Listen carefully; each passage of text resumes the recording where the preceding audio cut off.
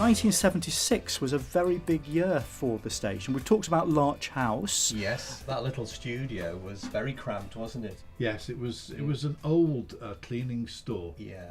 Which they'd allocated to the original boys' club section. They had this great big unit with 2 turntables and 4 radio tuners, and I think everything had to be hand cranked, and Yes. it really was out of the steam age, really. Yeah. And we moved to the front end of Larch House, where we first got our Chiltern mixers. Yes. Because going back to the old studio, if I remember rightly, we had a Chewak mixer that we had installed. Yeah, we had this very clever mixer that every time you spoke, it dipped the music. Yes, it did. It was That was auto high fade. tech in the 70s, Yeah, wasn't it it? was very- Auto fade, yeah. Yeah. And then we moved into the front part of Larch House. We brought all the record cupboards with us, Yes. with all Yes. the 78s in, Yes. Yeah. much to our chagrin, I guess.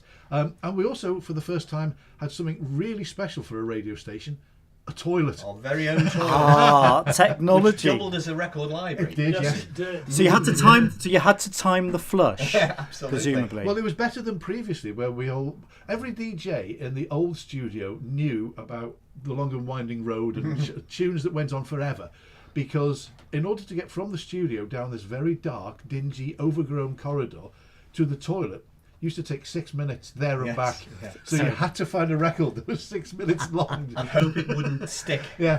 as vinyl did frequently. So we moved into the front, and it still had a bath, and we stuck records into that. Yeah, that's right. Yes, we retained the bath, yeah. But it was also at that time we had a big celebration for our 25th anniversary. We did. Yeah. And the guest of honour there was Jerry Marsden. It was.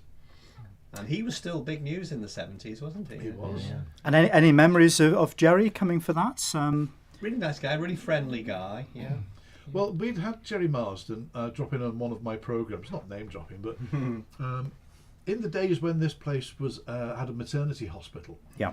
his children were born in the maternity hospital, and while he was waiting for his wife to give birth, he dropped into the studios. So he sort of became friendly with us. Yeah. And then, I can't remember the exact year, but I did a fundraising 12-hour marathon broadcast. 12 hours marathon Oh, yeah, broadcast. yeah. These days, you have But, to do 500 hours. Yeah, that'd be compulsory slot That actually. was groundbreaking in the 70s. Yes. Because I got Yeah. involved And I in remember those I as made well. £25 and 6p was how much I raised for that one. And Jerry Marsden came in and he did a raffle because we got Cadbury's at Morton to give us loads of boxes of chocolates. And I think almost every patient in the hospital won in the raffle because we had Right. that many boxes of Yes. chocolates to give away. Fantastic. Now, as technology advanced, in 1977, a cassette machine was installed and programmes could be taped. And that will explain why some of our very early archive is actually from 1977. Indeed. Not only Dave. did we get a cassette machine, but we also got a professional cartridge machine. But it was only a cartridge player. So we could play jingles on it, but we couldn't record it. So what Mike Evely had to do, we would record all our jingles on a reel-to-reel on the Akai Yes, that we correct. mentioned, and then he would splice the tape and thread it into one of these endless loop cart A machines. figure of 8 it was. Yeah, that's right. Yeah. And it worked, didn't it? And do you know what? We were talking before, because there's a sticker over there that says Max Radio. That's where we Yeah. got the cartridge player from. Yes, It was yes. second hand from the studios of Max Radio, Yeah. along with a cartridge carousel that we had on top of the Yeah. mixing desk, Yeah, yeah. Yes. so that we could just turn it around and get all the carts out when we needed And them. that will explain why I can remember it being said that we've always had close links to the Manx Radio. And I thought, I wonder Yeah. what the connection, Because of course is. Manx Radio was the first Yeah. legal commercial radio station Right. in Great Britain. Right, Of course. excellent stuff. 1964. Yeah. It was. Right, They now, started in the caravan as well. Yes, they did. Yes, yeah. now, before we move into the 1980s, we have a very special thing to do now, because there are a number of people who have been at Radio Clatterbridge for a very long time. With best laid plans, very unfortunately, the president of the Hospital Broadcasting Association, June Snowden, particularly wanted to be here today.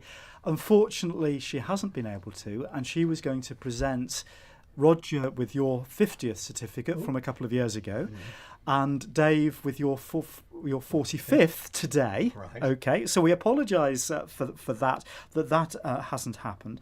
But I do have a whole number of certificates here in front of me. One is for Mike Eve. We mentioned Mike before. This is to commemorate his 40 years. We have a very shy and retiring programme controller in the next studio, and I've got a certificate here for Paul for 20 years. We have a not so shy and retiring record librarian in the corner of the studio, celebrating 30 years as well. We also have a webmaster who's trying to get away with it behind a video camera. We have a certificate for 20 years actually here.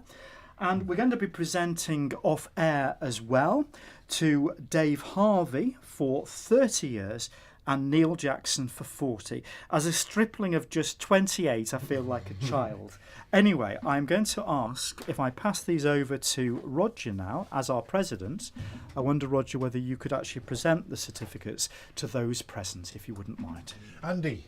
Yes. Andy Bonner, it gives me great pleasure Thank to you present very you much. with your 20-year certificate. Thank you, and Roger. long may you continue. Very kind, thank you.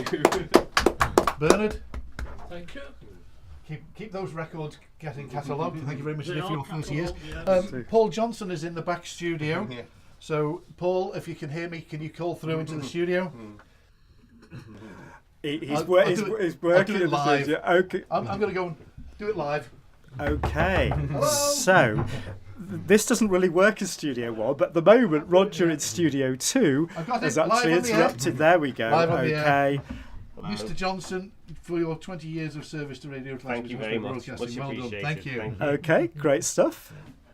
That's it. I've run out now. Yep. Great stuff. And as I say, we will present the other certificates that we've got here, and congratulations to all concerned. Now, in September 1990, I answered an advert in the World Globe, Dave. You did indeed, yes. And I ended up being your assistant, didn't I? Can you remember it? I do remember it well. At that point, Two. I think it was the only time I was ever a member of the Radio Clatterbridge committee. I was Two. more than happy just to do my programmes rather than get involved in committees. Yeah. But I was persuaded to be press and publicity secretary. Yeah. And we did a sort of recruitment drive, and we sort of wrote to all the local newspapers asking for volunteers. Yep. And you were one of the volunteers that responded to the advertisement. That's right.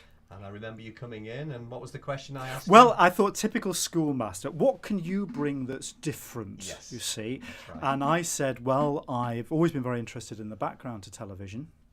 And if I played a television theme, I could probably say a bit about a programme.